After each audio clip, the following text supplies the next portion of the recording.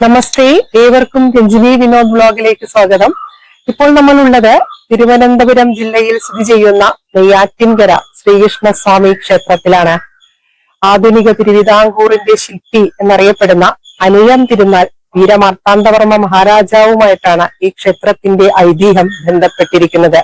നറുവണ്ണ തൃക്കൈകളിൽ എന്തി പരിശോഭിക്കുന്ന നെയ്യാറ്റിൻകര ശ്രീകൃഷ്ണസ്വാമിയുടെ അനുവാദത്തോടും അനുഗ്രഹത്തോടും കൂടി നമുക്ക് ഈ ക്ഷേത്രത്തിനെ കുറിച്ച് ഇന്ന് പറഞ്ഞു തുടങ്ങാം.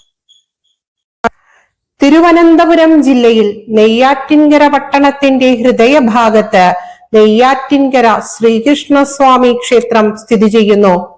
തിരുവിതാംകൂർ ദേവസ്വം ബോർഡിന്റെ കീഴിലുള്ള ഈ ക്ഷേത്രം തിരുവനന്തപുരം ജില്ലയിലെ ഗുരുവായൂർ എന്നറിയപ്പെടുന്നു.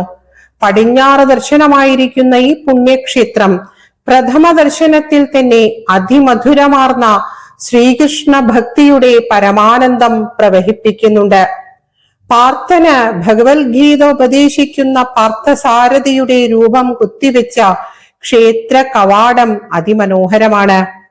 അഗസ്ത്യകൂടത്തിൽ നിന്നും ഉത്ഭവിക്കുന്ന നെയ്യാറിന്റെ തീരത്ത് സ്ഥിതി ചെയ്യുന്ന നെയ്യാറിൻ കരയാണ് നെയ്യാറ്റിൻകര എന്ന ദേശമായി പിന്നീട് അറിയപ്പെടുവാൻ തുടങ്ങിയത്.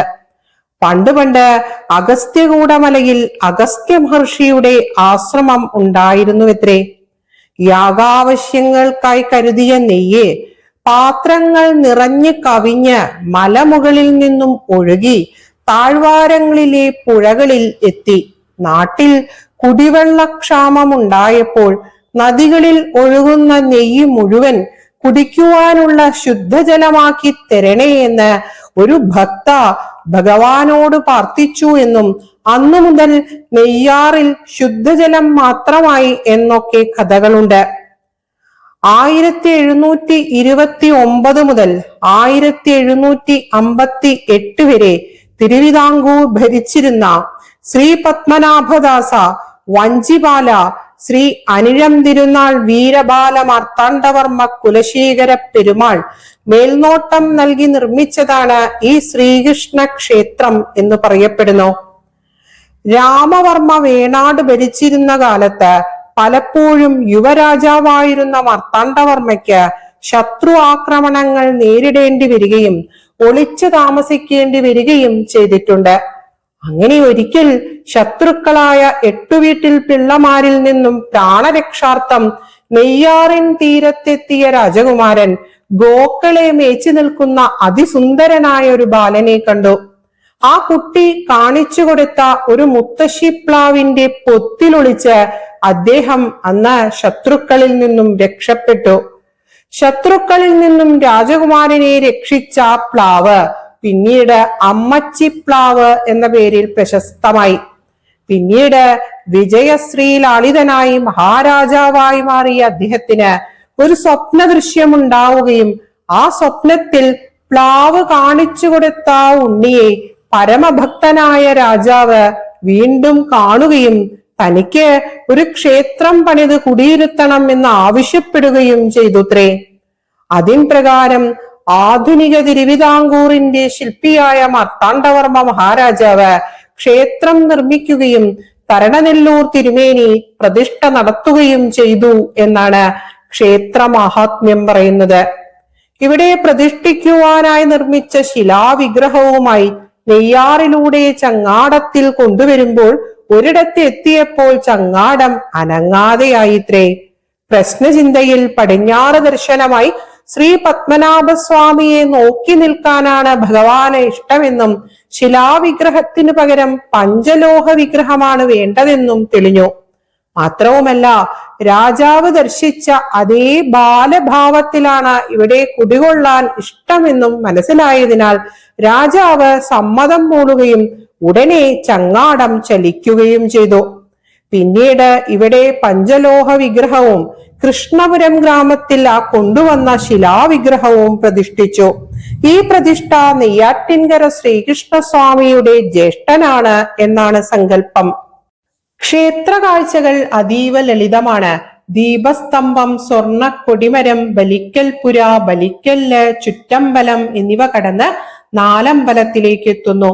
ചതുര ശ്രീകോവിലിലെ ഗർഭഗൃഹത്തിൽ പഞ്ചലോഹ വിഗ്രഹത്തിൽ നവനീത കൃഷ്ണനായി ബാലഭാവത്തിൽ നെയ്യാറ്റിൻകര ശ്രീകൃഷ്ണ സ്വാമി പടിഞ്ഞാറോട്ട് ദർശനമായി പരിലസിക്കുന്നു. പട്ടുകോണകം ധരിച്ച് സ്വർണാഭരണങ്ങൾ അണിഞ്ഞ് രണ്ട് കുഞ്ഞി തൃക്കൈകളിലും നറുവെണ്ണയുമേന്തി വെണ്ണ കഴിച്ച് വീർത്തിരിക്കുന്ന കുഞ്ഞിക്കുമ്പയുമായി അതീവ പ്രസരിപ്പോടെ തൂമന്ദഹാസം പൊഴിച്ചുകൊണ്ട് പരിശോഭിക്കുന്ന സച്ചിദാനന്ദ സ്വരൂപന്റെ ദർശനം അതിമധുരതരമാണ്. കൈനീട്ടി വിളിച്ചാൽ ഓടി വരുമോ എന്ന് തോന്നുമാറ് ദേവകീ നന്ദനൻ വാണരുളുന്ന ഈ ശ്രീകോവിലിനു മുമ്പിലായി നമസ്കാര മണ്ഡപമുണ്ട്. മാർത്താണ്ഡവർമ്മ മഹാരാജാവിനെ ശത്രുക്കളിൽ നിന്നും സംരക്ഷിച്ച നെയ്യാറ്റിൻകര ശ്രീകൃഷ്ണ സ്വാമിയെ ദർശിക്കുന്നത് ശത്രുദോഷങ്ങൾ, സന്താന ദുരിതങ്ങൾ, ബുധന്റെ മൗഢ്യം, ബ്രാഹ്മണശാപം, വിവാഹ തടസ്സങ്ങൾ എന്നിവയെല്ലാം ഇല്ലാതെയാക്കി സർവശ്രേയസ്സിന് നല്ലതാണ് എന്ന് വിശ്വസിക്കപ്പെടുന്നു. ഭഗവാൻ ചൂണ്ടിക്കാണിച്ചതിന് പ്രകാരം മാർത്താണ്ഡവർമ്മ മഹാരാജാവ് ഒളിച്ചു താമസിച്ച അമ്മച്ചിപ്ലാവിന്റെ പൊള്ളയായ തടി ഇപ്പോഴും ഇവിടെ സൂക്ഷിച്ചു വെച്ചിട്ടുണ്ട്. പുരാവസ്തു വകുപ്പ് സംരക്ഷിക്കുന്ന ഈ അമ്മച്ചിപ്ലാവിന്റെ ദൃശ്യം ഐതിഹ്യ കഥയെ ഓർമ്മപ്പെടുത്തുന്നുമുണ്ട്. ഗണപതി, ധർമ്മശാസ്താവ് എന്നീ പ്രതിഷ്ഠകൾ ഉപദേവതമാരാണ്. ക്ഷേത്രത്തിനോട് ചേർന്നുള്ള കൊട്ടാരക്കെട്ടിനകത്ത് പള്ളിയറ ഭഗവതി ക്ഷേത്രം സ്ഥിതി ചെയ്യുന്നു. എല്ലാ മലയാള മാസവും ആദ്യത്തെ വെള്ളിയാഴ്ച രാവിലെ നട തുറന്ന് പൂജകൾ നടത്തുന്ന ഇവിടെ വൃശ്ചികത്തിൽ അവസാന വെള്ളിയാഴ്ച കളമെഴുത്തുപാട്ട് നടക്കാറുണ്ട് എന്ന് പറഞ്ഞു കേട്ടു. ഒരു സർപ്പക്കാവും മതിൽക്കു പുറത്ത് ഇവിടെയുണ്ട്. ഭഗവാന് ഏറെ ഇഷ്ടമുള്ള തൃക്കൈവെണ്ണ, അവൽ, പാൽപായസം, അപ്പം, അർച്ചനകൾ, പൂജകൾ, നെയ്വിളക്ക് എന്നിങ്ങനെ നിരവധി വഴിപാടുകളും ഈ ക്ഷേത്രത്തിലുണ്ട്. അതിമനോഹരമായ ചുമർ ചിത്രങ്ങളും ഇവിടെയുണ്ട്. മീനമാസത്തിൽ രോഹിണി ആറാട്ടോടെ 10 ദിവസത്തെ തിരുവുത്സവം അതിവിപുലമായി ആചരിക്കുന്നു. അനവധി താന്ത്രിക അനുഷ്ഠാനങ്ങൾ, പരമ്പരാഗത ആചാരങ്ങൾ എന്നിവ അപ്പോൾ ഇവിടെ നടക്കുന്നു. അഷ്ടമി രോഹിണി, വിഷു, നവരാത്രി, മണ്ഡലകാലം എന്നിവയെല്ലാം മറ്റ് ആണ്ടുവിശേഷങ്ങളാണ്. കുട്ടിക്കാലത്ത് ഏറെ ഇഷ്ടത്തോടെ വായിച്ചിരുന്ന മാർത്താണ്ഡവർമ്മ മഹാരാജാവിന്റെ കഥയിലെ അമ്മച്ചിപ്ലാവിനെ ഇന്ന് ഇവിടെ വെച്ച് കാണുവാൻ സാധിച്ചപ്പോൾ ഒത്തിരി സന്തോഷം തോന്നി.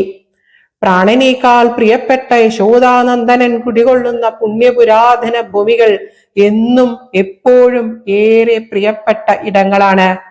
തന്റെ ഭക്തനായ രാജാവിനെ സംരക്ഷിക്കുവാനായി ഭഗവാൻ ബാലരൂപം സ്വീകരിച്ച പ്രത്യക്ഷനായ ഈ പുണ്യഭൂമിക്ക് ശതകോടി സാഷ്ടാംഗ പ്രണാമങ്ങൾ അർപ്പിച്ചുകൊള്ളുന്നു. പരമാനന്ദം പ്രവഹിപ്പിക്കുന്ന ഈ ശ്രീകൃഷ്ണ ക്ഷേത്രം വന്നു കണ്ട് അനുഭവിക്കേണ്ടത് തന്നെയാണ്. ഉച്ചരിച്ച ഓരോ അക്ഷരവും കണ്ണനുണ്ണിയുടെ കുഞ്ഞി തൃപ്പാദങ്ങൾക്ക് അർച്ചനയായി സമർപ്പിച്ചുകൊള്ളുന്നു. കൈ രണ്ടിൽ പുതുവെണ്ണയോടു കദളി പക്വം ധരിച്ചോരു നിന്മെയ്യിൻ ഭംഗി പുകഴ്ത്തുമ സുഹൃതികൾ കയ്യായിരം കൈതൊഴം.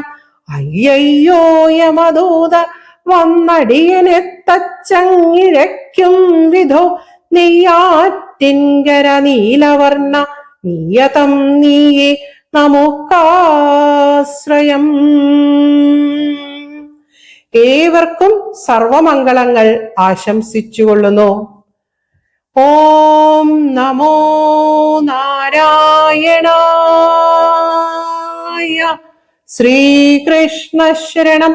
ഹരേ കൃഷ്ണ.